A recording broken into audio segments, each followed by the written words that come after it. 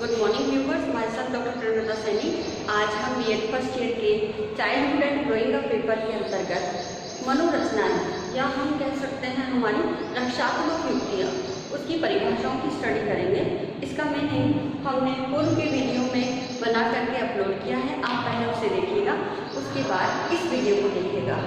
तो हमारी जो रक्षात्मक युक्तियाँ हैं, रक्षात्मक युक्ति का मतलब ही है कि व्यक्ति जब कभी कभी अपनी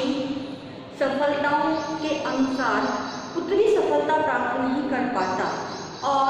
अन्य लोगों के द्वारा जब उससे पूछा जाता है तो वह अपने बचाव के लिए कई प्रकार के तरीके और साधनों का प्रयोग करता है। यही तरीके और साधन जो उसकी असफलताओं को बचाने का प्रयास करते हैं, ये सभी रक्षात्मक युक्तियाँ कहलाती हैं। जैसे एक व्यक्ति अगर परीक्षा परिणाम में अनुत्तीर्ण हो जाता है तो वो अनुत्तीर्ण होने के लिए कई प्रकार के तर्क अपने देता है, कई प्रकार की युक्तियाँ रचता है, यही रक्षात्मक युक्तियाँ कहलाती हैं। तो इन रक्षात्मक युक्तियों के संदर्भ में कई विद्वानों ने अपनी परिभाषाएं दी हैं। इसमें सबसे पहली परिभाषा है जे.डी.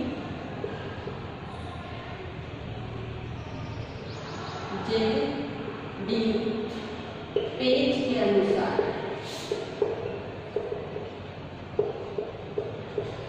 तो जे.डी. पेज महोदय ने जो अपनी डेफिनेशन दी है इस रक्षात्मक युक्तियों के बारे में, वो इस प्रकार से है कि कई प्रकार के संवेगात्मक आधार, कई प्रकार के संवेगात्मक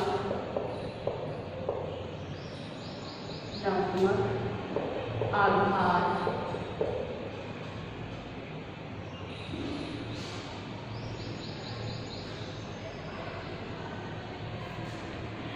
कुंठाओं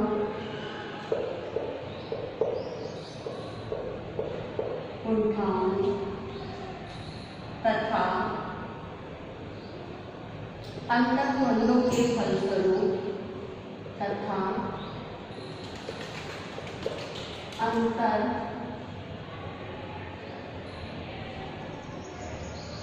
द्वंद्वों के फलस्वरूप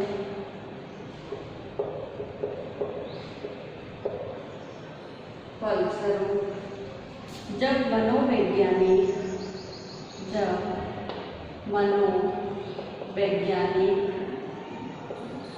संतुलन का खतरा पैदा हो जाता है,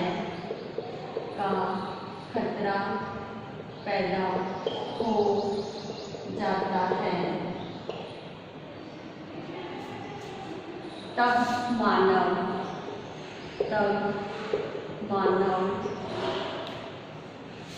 मन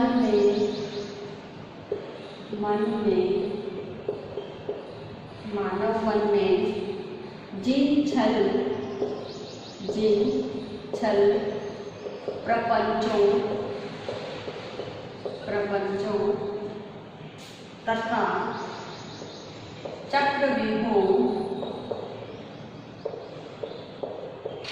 चक्रव्यूहों का सहारा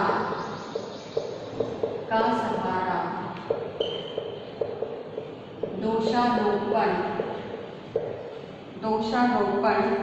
से बचने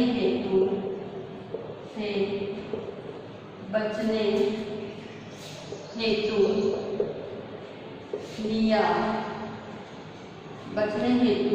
लिया जाता है या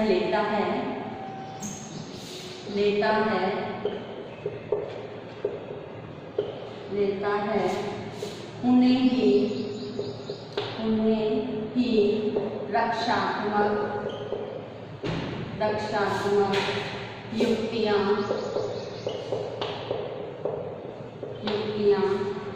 या मनोरचनाएं, यानी मनोरचनाओं का मतलब है मन में उत्पन्न होने वाले बचाव हेतु जो विभिन्न प्रकार के विचार है, हमारे थॉट है, वो सारे हमारे जिसके जो हम क्रिएट करते हैं अपने आप को सुरक्षित करने के लिए, बचाने के लिए, वो सारी हमारी मनोरचनाएं कहा जाता है। तो इस प्रकार पेज महोदय ने जो मनोरचनाएं हैं या हम कह सकते हैं हमारे रक्षात्मक युक्तियाँ जो मनोरचनाओं के अंतर्गत आती हैं। तो पेज महोदय ने कहा कि कई प्रकार के हमारे इमोशंस ऐसे होते हैं जो किसी के द्वारा आघात पहुंचता है, हर्ट होते हैं हम, या हमारे मन में चलने वाले कॉन्फ्लिक्ट्स होते हैं, संघर्ष जो मन ही मन हमारे अंतर मन को हमारे विचलित कर देते हैं। और जब उसको हम संतुलन बनाने के लिए जब हम विभिन्न प्रकार के छल प्रपंच चक्रव्यूहों का सहारा लेते हैं, तो ये छल प्रपंच और चक्रव्यूह जो है ये भी सब क्या है, हमारी रक्षात्मक युक्तियां हैं। दूसरी डेफिनेशन जो है वो दी है H.A. कैरोल महोदय के अनुसार। तो H.A. कैरोल के अनुसार तो इन्होंने जो अपनी डेफिनेशन दी है, इन्होंने रक्षात्मक युक्तियों के संबंध में कहा है योजन या रक्षात्मक युक्तियां, रक्षात्मक युक्ति से अभिप्राय उस युक्ति से है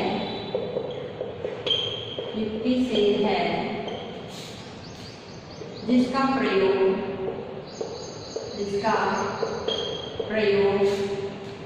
किसी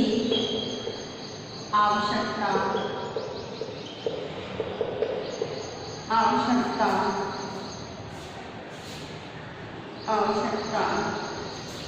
की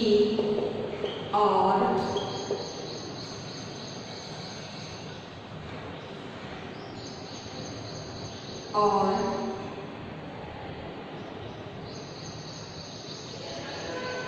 एवं किसी अप्रत्यक्ष ढंग से संतुष्टि करने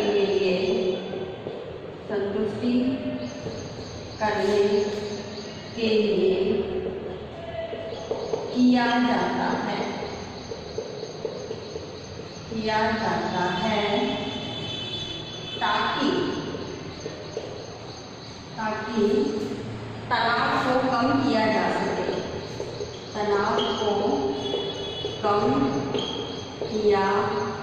जा सके, और आत्मसम्मान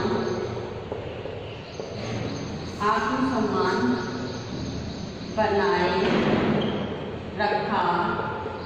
जा सके। तो इस प्रकार कैरोल महोदय ने जो अपनी इस रक्षात्मक युक्तियों के संबंध में जो अपनी डेफिनेशन दी है, उस डेफिनेशन में उन्होंने एडजस्टमेंट कैपेसिटी जो ह्यूमन के अंदर होती है उसको ज़्यादा इम्पोर्टेंस दिया है कि ये एडजस्टमेंट या हमारी रक्षात्मक युक्ति से अभिप्राय उस युक्ति से है जिसका प्रयोग हम अपनी आवश्यकताओं के लिए या फिर हम कह सकते हैं किसी अप्रत्यक्ष ढंग से हम कुछ सेटिस्फैक्शन चाहते हैं, तो हमारे अंतर्मन के अंदर हम क्या कर सके, हमारे तनाव को कम कर सके। क्योंकि ऐसे कुछ हम व्यूह रचनाएं रचते हैं जिसके द्वारा हम तनाव को कम कर सके और हमारे आत्मसम्मान को बनाए रख सके। तो इसके लिए हम कुछ तरीके, कुछ समायोजन से संबंधित कुछ रक्षात्मक युक्तियों का प्रयोग करते हैं। तो यही सब जो क्या कहलाती है, हमारी मनोरचनाएं कहलाती है या रक्षात्मक युक्तियां कहलाती हैं। अब नेक्स्ट डेफिनेशन है अर्कॉफ के अनुसार उन्होंने जो रक्षात्मक युक्तियों के बारे में अपनी डेफिनेशन दी है, उन्होंने कहा कि व्यवहार के कुछ ऐसे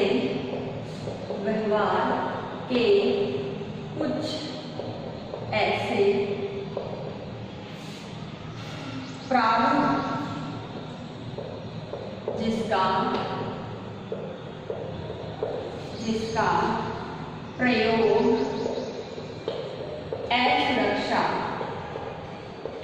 असुरक्षा एवं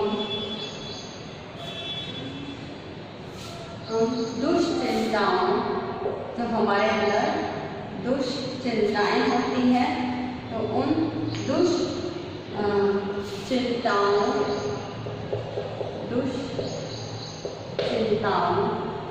से मुक्ति दिलाने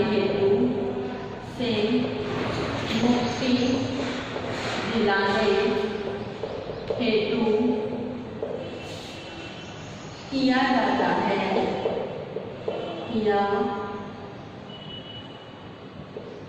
जाता है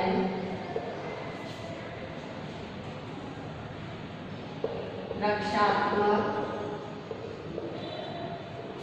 या समायोजन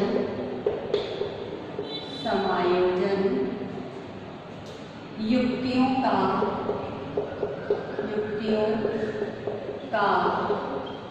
नाम दिया जाता है कई बार इन्हें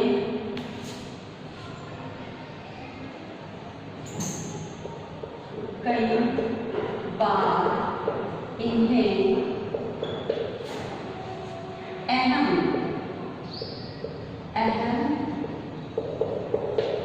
रक्षा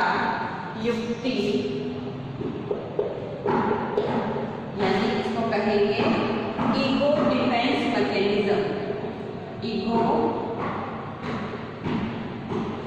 डिफेंस मैकेनिज्म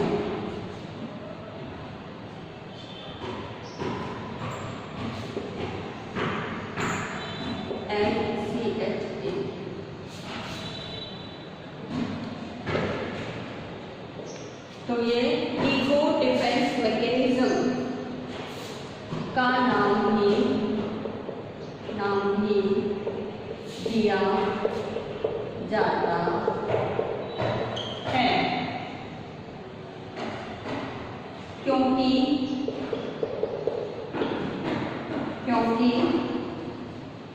इनमें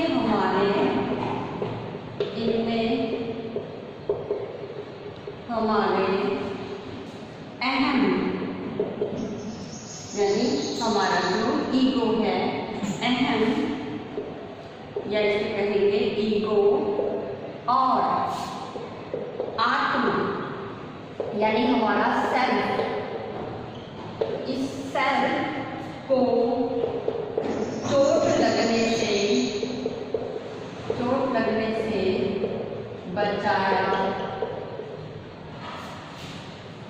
बचाया जा सके। तो अरकॉफ महोदय ने कहा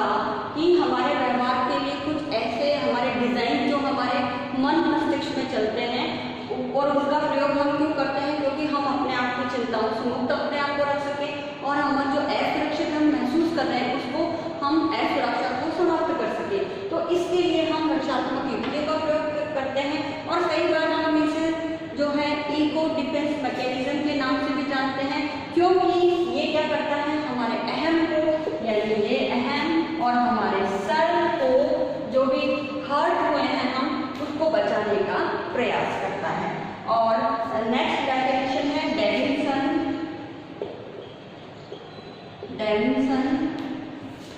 एवं नियले के अनुसार। तो इन्होंने भी जो है हमारे इस रक्षात्मक युक्तियों के बारे में अपने विचार प्रकट किए हैं और ये कहा है कि हमारी जो दुश्चिंता है ये दुश्चिंता से अहम, इन्होंने भी उन्हीं बात को दोहराया, अहम यानी हमारा ईगो, इन्होंने भी अहम पे ही फोकस किया है। तो ईगो की रक्षा हेतु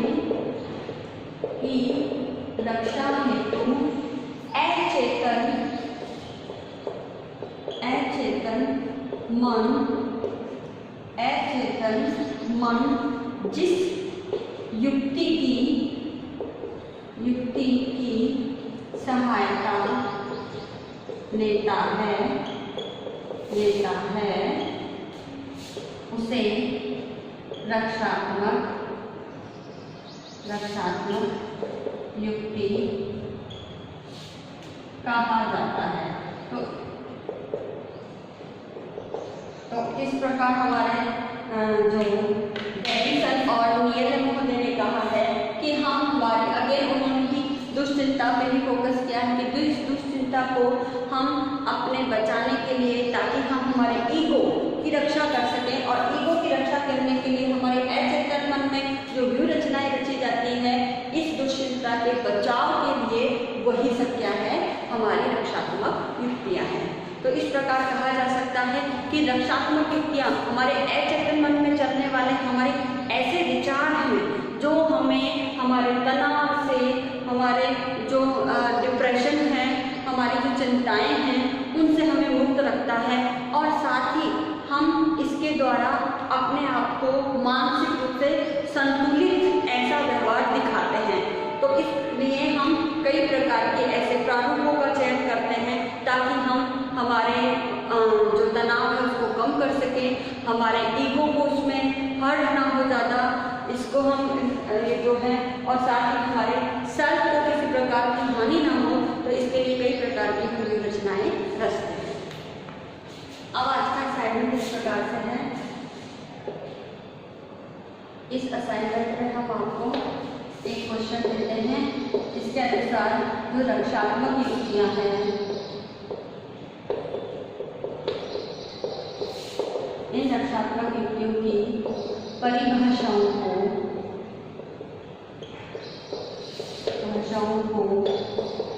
स्पष्ट कीजिए। तो आज हमने जो जिन 4 विद्वानों के डेफिनेशन को स्टडी किया है, आप उसको एक्सप्लेन कीजिएगा, और साथ ही इस कोविड-19 महामारी के अंदर आप अपने घर में रहिए, सुरक्षित रहिए, राज्य सरकार के द्वारा जारी गाइडलाइन का पालन कीजिए, अपने फेस पे मास्क लगा के रखिए, लोगों से सोशल डिस्टेंसिंग का पालन कीजिए, हाथों को सैनिटाइज कीजिए या बार-बार साबुन से धोते रहिए, और लोगों को भी अवेयर करने का काम कीजिए।